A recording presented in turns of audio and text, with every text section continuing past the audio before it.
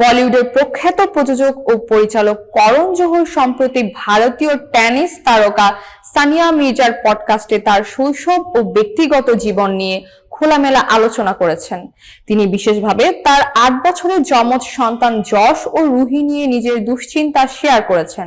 কারণ জোহর বলেন, শৈশবে তিনি স্কুলে কটাক্ষের শিকার হতেন, মূলত ওজন বাড়ার কারণে।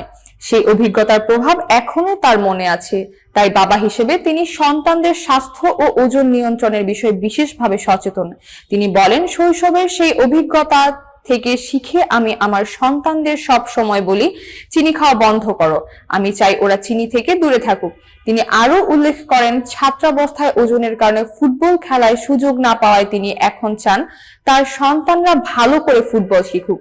সন্তানদের স্ক্রিন টাইম নিয়ন্ত্রণ করার পাশাপাশি সামাজিক মাধ্যমে তাদের নিরাপত্তা বজায় রাখতে তিনি সতর্ক থাকেন। এমনকি সন্তানদের লজ্জা এড়াতে নিজের পোশাকের নির্বাচনে পরিবর্তন এনেছেন।